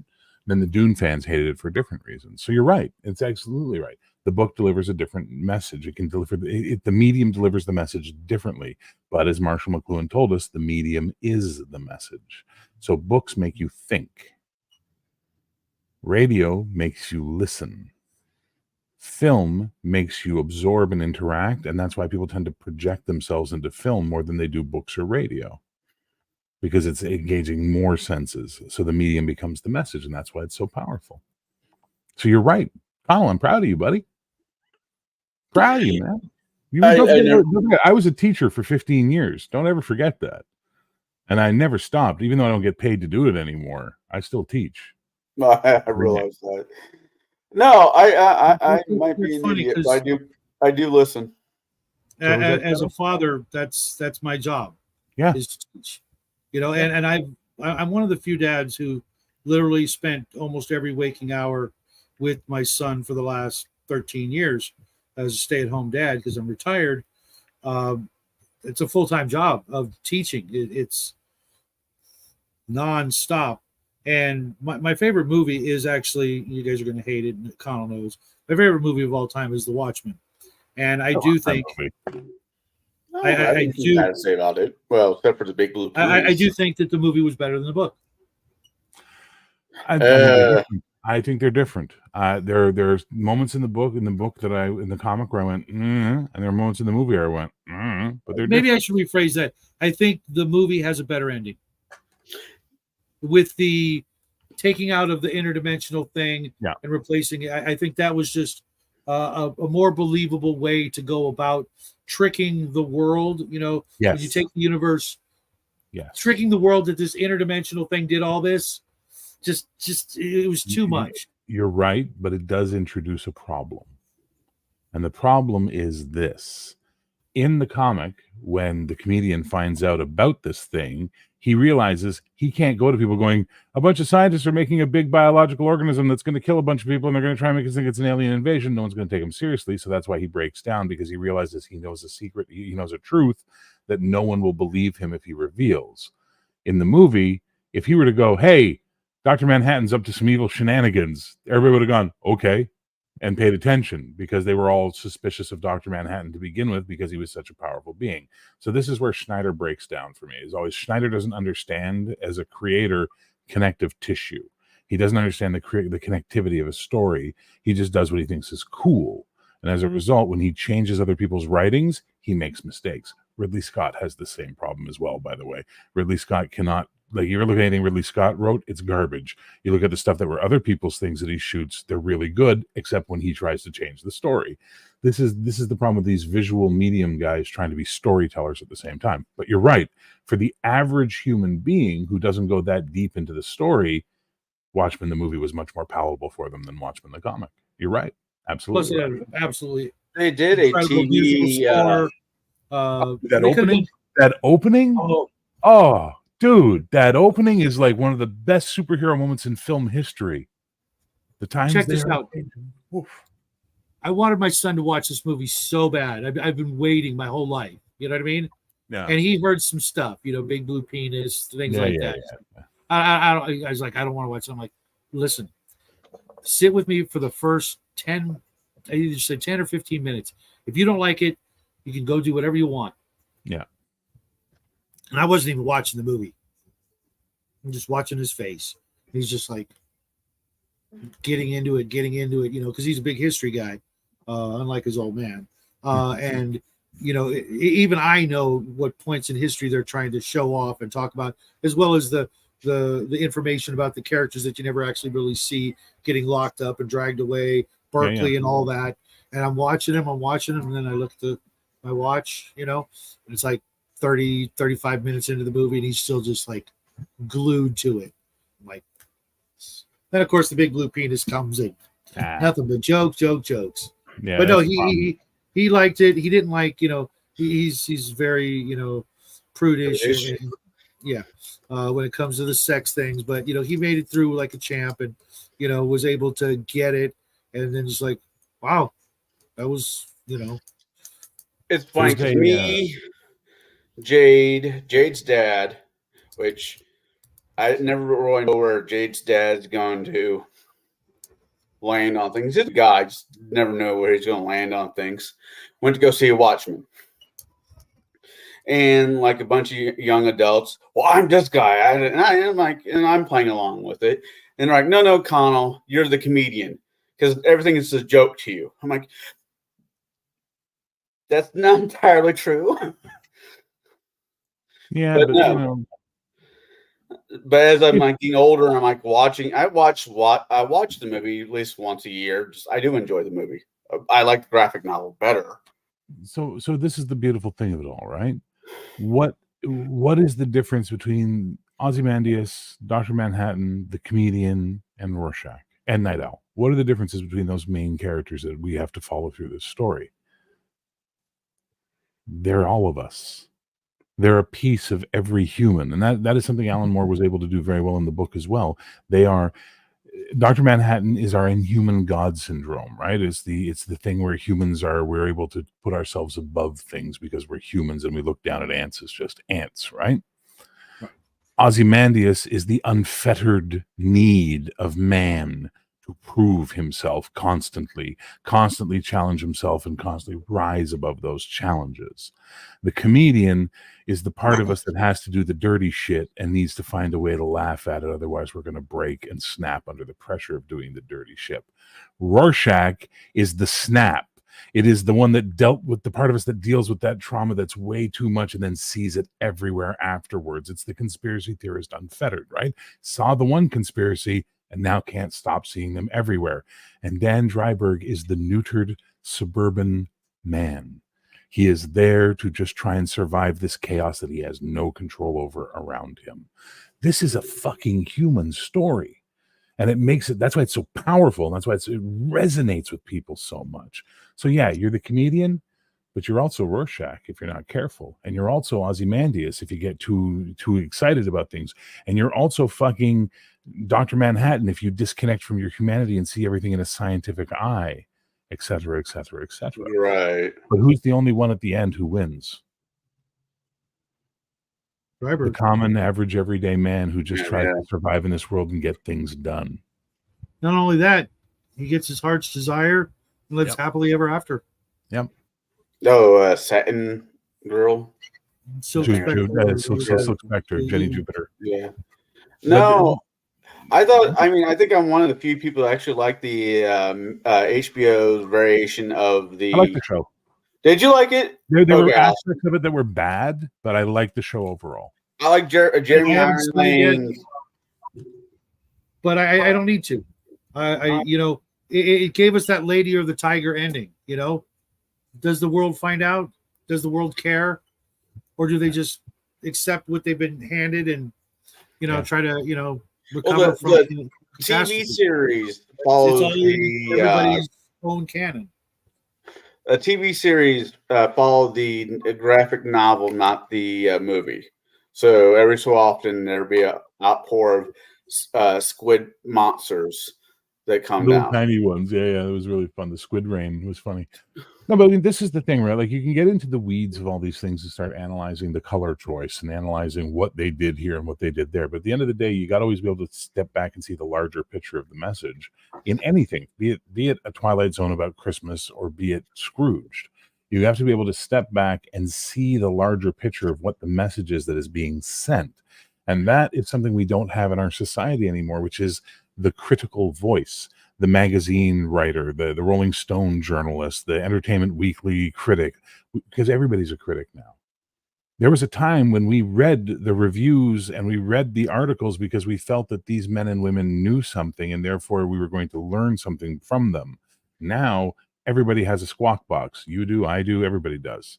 And we just shit our opinions into the world, right? Right. It's become a cacophony. It's become a cacophony of chaos. There are no elites anymore. There are no critics that you look up to. There's no more Siskel and Ebert. There's no more Cameron Crowe writing his articles about bands for Rolling Stone. That's all gone. And as a result, we just have noise. So then you understand why people can't make rational decisions anymore. You understand why people are just isolating and individualizing because it's just, stop. And the one escape we had left were movies. That's gone too. Had, exactly. That's gone too. I don't go to the theater anymore. Why don't I go to the theater anymore? Because I can't deal with the assholes around me on their phones, talking, thinking they're at home watching Netflix. Or the drivel that's being pumped in, And then there's that as well. Though I will say Blade Runner 2049 was awesome and Dune was awesome. And those were probably the two best things I saw in the theaters in the last 5 years. I go to the movies. I go to my local AMC maybe twice a week, normally after church. Just my way to unwind after church. And that's what my grandpa did. My grandma would go home and start making dinner or lunch or whatever, and me and my grandpa would go catch a flick. So it's me being, I don't know, what's the word I'm looking for? Missing my grandpa. I'll just go with that. Yeah, I'll give you that. When I was in college, I watched 5 movies a week because there was a theater right next to the college I went to. And then the afternoon shows were $250. So I would just go over and they had 5 cinemas, which each one playing a different movie. So in the course of the week, I'd see all 5 movies playing at that cinema that week. You know what I mean? Right. And, I'm seeing Wonka tonight. I saw, what was it?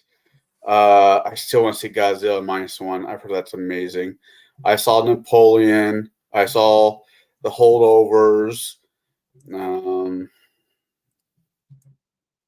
don't know. I took my daughter to go see the Marvels. I found out the only reason why she wanted to see it was because of Space Kittens. That's about it. But as you said, I took my adults in my life to some horrible movies growing up. So gotta pay the piper, I guess. Yeah. But that's okay. My dad and I, we didn't always get along the best. But when I finally got sent away to go to school, and I was 15 years old, moving to the city of Montreal, living with a strange family that I was boarding with, and he would come to town for business. We'd always get together for dinner and a movie, and he'd always be like, he'd be like, hey, I'm going to be going to see this movie. There'll be a ticket waiting for you at the box office, and I'll be like, 5th or 6th row in, come find me. So I'd hustle my ass down to the theater, come and think, cool. Oh, yeah, I have a ticket. My father left one. Yeah, okay, great. And I'd go in, find him in the crowd, and sit down and watch a movie together. But even before that, when we'd go on trips together, I'd watch movies with him. He'd take us to movies. And so for me, cinema was always family. Cinema was always part of my world. And that's why, like, when Mr. Max asked me one day, he's like, how many movie you watch a year? And I'm like, I don't know. Fuck, I watch like probably 10 or 15 a month, And then I watch like 4 movies a year. I'm like, yeah, okay. I don't get mad. I don't go, well, you're a fucking loser. I just go, yeah, no, I understand that. But for me, cinema was the one way I was able to bond with my father. So cinema stays with me as a result. Right. With my grandpa was the same way. I mean, his favorite movie, he never bought movies, but he bought one movie when it came out on VHS. And that was the Robin Williams Hook in 91. That was a good movie. He loved that movie. His theory on TV is that's a dad movie, dude. Yeah, which movie? Hook. The Hook. Robin Williams. That is a dad movie. Young. Most of you guys don't know, but I knew my son's name when I was 14. Okay. I had picked out and I got it. You know what I mean? There was no argument. There was no discussion. It's like, his name is Jackson. When I saw that movie as much younger man, it's like, that is the ultimate dad movie. Yeah, it is. It's absolutely a dad movie. Yeah. Oh, another really good dad movie that also has Robin Williams in it is What Dreams Will Come. Yeah. That movie is all about family and all about a father. It's all about a father and the importance of a father. That's literally in my top favorite movies. Yeah. I every day I think about that movie. I can't. You think I'd remember the last movie that I saw with my grandpa before he passed on, but I can't. I can't think of the last movie I saw with my father either. But I know Hook. Oh my God, at least once a month we watched Hook when it was on VHS. But my grandpa's theory was this: TV was meant for entertainment. It was not meant for news. It wasn't meant for politics. It wasn't meant for any of the other shit that we have. Sports. If you want to go see a sport game, you go to the field. Movies, cartoons, in movies and TV shows, if there was a TV show he liked, were the only things allowed on TV. So if you want, you would have a stack of newspapers reading the news, but that's about it. So I kind of wish I could still live in that thought processing, only have what I want to watch on TV. Mm-hmm. But living in the world we live in, I have to pay attention to somewhat of the news. I need to pay attention to my local news at least. Mm-hmm. And there's no rugby fields around here. Boxing is almost about dead. And those were the two sports I enjoyed. Hockey, I do have a hockey team local, but they suck. Yeah, I'm not going to talk hockey to a Canadian. That's just, I'm pretty sure 80% of the players on the team are hockey. It's like getting in a land war. Never mind. Yeah, it's like getting in a land war in Asia. Yeah. It's no, dude. You can talk about hockey all you want. Just please don't call it ice hockey because that annoys the living shit out of us. Isn't ice hockey on a pond? Not at No. If you're playing it on ice wearing skates, it's called hockey. It's only when you move it off of the ice you have to qualify where it like field hockey, arena hockey, floor hockey. Oh, right? That's like Brazilian nuts. What do Brazilians call nuts? Yeah, exactly. Yeah, I get you. Exactly. We call it hockey. But you guys in the States always use the term tuna fish sandwich, which makes us go, we know it's a fish. It's a tuna. Why do you got to qualify? That'd be like probably because roast chicken bird, Because in Mexico, it's a kind of fruit. What, a tuna? Yeah. Maybe.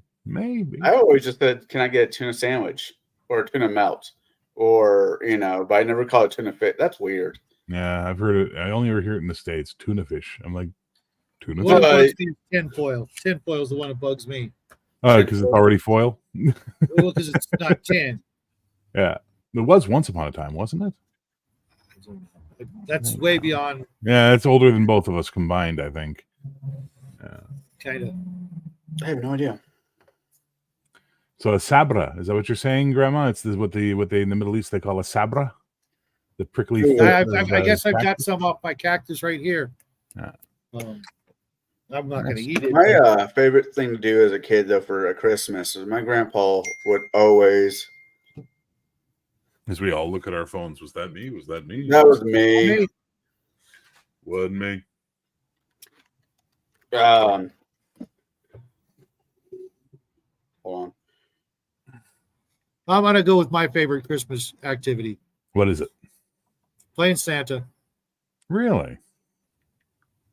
Filling the stockings, putting out the gifts. I mean, Jackie's 15, there's still a gift for him and everybody from Santa every year. Where's my gift? I missed the stocking. I didn't care so much for the gifts, but I missed the stocking. The stocking was the best. Waking up in the morning and having that stocking, because my parents would just put it on the end of our bed, right? And just waking up and having that, and you get up and they're like, "That's it, Christmas is on, baby. I got a stocking. I can sit here for an hour going through this thing before we get to the presents." I love the stocking. The best stocking I ever got that was so funny was my Aunt Enid. I had to spend one Christmas with her because my mother and I were fighting quite hard, and my father was like, "All right, you're going to stay at your aunt's for for a while." I'm like, "Okay," and she accepted that I was a smoker, but I had to smoke outside. I wasn't allowed to smoke in her house. So I would go outside every night and smoke my cigarettes, and I was very respectful of it. So I woke up and my Christmas stocking was a bunch of, she was a hippie kind of lady. So it was all a bunch of like weird, hippie stuff, 3 packs of smokes at a $50 bill. I'm like, I was like 14. I'm like, that's an awesome Christmas stocking. What are you talking about? That's the best, Best Christmas memory. We have a 2-story place. And when he was growing up as a real little kid, for his family, Christmas is Christmas Eve. And I'm like, not this year. Not, certain years it was like, no way. He is, because he slept upstairs and I wanted him waking up in his bed. And one year I got him his first bike. And it's too big to wrap. So it's right there by the tree. I'm already up, right there by the tree, just waiting to see. He must have been like 5 or 6 years old, I think. Yeah. I think he was still in kindergarten. And him walking to the banister or the rails, looking down, seeing the tree all lit up, and his first bike. Just big old eyeballs. Thanks for turning that off for red, though, Manal. That was a bit much. I kind of liked it. I was getting a I little didn't think you Satan could see Claus that. vibe off you. No. I go to Target, I get a headache if I'm in there for too long because all the damn red. Oh, okay. That was just So my Christmas, this is going to be the last bit. Then I got to wrap this up because I want to spend some time with my family. Ew, did I just say that? Anyways, wait, I got cigars. It'll be all better. I might do another stream later on tonight for whoever. No, make sure you don't do it. Well, I'm going to do a short video where I give out magic items. So if I don't already hop onto somebody else's, let's put that one out there. All right. So, favorite Christmas thing to do as a kid was surprise, the colorblind guy. I was going to say this is I'd put like I don't know, I'd move the presents to the side and I get like a couch pillow and lay it underneath the lowest, on the floor, and it'd slide in and just look up at all the lights. I have a similar one, but it wasn't from my perspective. But we'll go into that when we're not on the camera. That was part of the tradition. I had to teach several people that tradition over the years, and it was wonderful. But me and my grandparents went to Romania one year for Christmas to visit my grandma's people, and they were never in the same place for very long. So it was a camping Christmas, and it was a cold Christmas. But it was just how simple it was. It wasn't the overlated Christmas lights. Everybody goes to church. It was just, hey, we got up out of the Vargo, and we went to the community fire, and there was breakfast being made. I think I got I got a sweater and something else that was hand waved, which there, as a kid, I don't want this. As an adult, I'm thinking this is the best gifts ever because somebody actually took the time to make them. I wish I still had them. But yeah, it was, more or less. I have a few friends say it's a homeless Christmas, but it was just a camping Christmas, and it was gorgeous. I mean, waking up to the ground covered in snow, you can see your breath, getting your first cup of whatever warm, and everybody just wanting to be around each other and being loving. And the gift wasn't, hey, I got the brand new shiny thing, but things are actually made by each other. My grandpa got a hand-carved pipe that I own. I have. Oh, that's cool, man. That is really cool.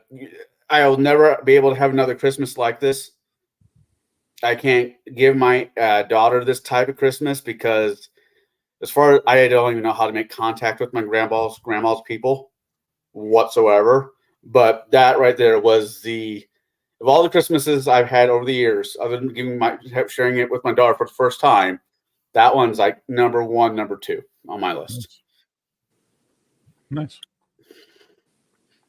What about you, Omen? Oh, what from my favorite tradition? Yeah. Favorite Christmas memory. Oh, favorite Christmas memory. Well, I have. There were times that my father did, but So I'm going to mention which is a little bit different, which is just because it's so different than everything else. We have my aunt and uncle and their kids, my parents, myself. And then my grandfather came over after my grandmother passed away. So my grandfather came over. And my mother was trying to figure out what to make for Christmas dinner. And she said, what do I, we got turkey, we got this. I said, Mom, go make lasagna. She says, lasagna? That doesn't apply to Christmas. I said, Mom, it's lasagna. Just go make some lasagna. So she made lasagna. My grandfather came over. He says, oh, man, it's lasagna. That's great. I'm so sick of turkey. Didn't we have that last month? And I was like, oh, okay. No, I mean, most of my stuff is, when we talk about Christmas, I can complain, but actually my Christmas weren't bad at all. I just like the very simple, hey, you know what? Parents came over. I made mashed potatoes and I usually give them steaks or turducken, a turducken roll.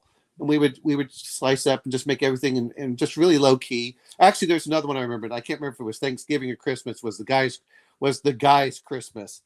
It came over, there were 3 brothers, and Gene, I can't remember the other 2, but they were all coming over, and Gene was making mashed potatoes. And then, they said, well, you're another Baxter. Come on, man. Come on over here. So I was at their trailer, and they were all doing that. And, what did they do? They did he went over and said, well, you better go get some food. I said, well, you know what? It's only polite to wait for you all to eat. He says, look, motherfucker, you better grab your food now or there won't be any left. I was like, all right, that's the kind of Christmas I want. It was always laid back. We always, we had a lot of fun with that because they weren't stressful. We didn't have to do anything. We were making food because we wanted food. We wanted people around us. We didn't want all of the tradition stuff. It was like, hey, this is a good excuse to hang out. We enjoy making food with each other. Let's do it. And I did that, when I was in Austin, and that's the way our Christmas was each year. It was so low key. It was so relaxing. There were times we sat down like, hey, is this the first time we sat down to eat at a table in 6 months? Like, yeah. Like, oh, okay. It was good memories for that, just because it was just about being with friends and nothing else about stress and, it has to be perfect and this has to be here. Like, we're guys, we don't care. Well, with that being said, I want to thank Grandma for showing up in chat and keeping me entertained or talking to me while I was waiting for Shadow, because he was a bum and waited the last moment to watch the episode that he picked out. Just playing. But I want to thank the chat for coming, hanging out with us. Bear for showing up and being willing to come on to this ragtag show of mine. I do enjoy for some odd reason. Shadow, thank you for picking out this episode. I keep wanting to call it a movie because we normally just do movies, and at a time there was such a thing as a 25-minute movie. The General with Buster Keaton was maybe 10 minutes at the longest, so it could be a Christmas movie in its own right. Now I hope you had a good time at your friend's birthday. Thanks for showing up late, bastard. No, it was awesome. It was great. I actually did see the episode that you guys were talking about, so I watched. I liked it. That was good. Yeah, it was. Yeah, it was Bad Santa, but in a much better light. Oh God, yeah. Hey, not gonna lie, I tear up every time I watch you guys. That's good. I don't know if we're doing anything on New Year's Eve. I really don't want to do anything on New Year's Eve, either other than maybe show up on other people's channels and drink. I got a case of beer to go through before they go bad. So I have a case to go through. So somebody's going to be having fun with Connell. Poor bastards. With that being said, it being Christmas Eve, everybody out there, have a Merry Christmas, Happy Yule, whatever you celebrate at this time. Just make sure hang out with people that you love. They don't have to be family, but you have to. Fucking internet. But there's just be some cheers, some joy, and all that. Go out and have a good time. If you drink, have a beer for old Connell here. If you smoke, have a cigar for old Connell. Don't worry, I got 2 of my own. And Merry Christmas. And to everybody else, go choke on a candy cane. You all have a good night. God bless.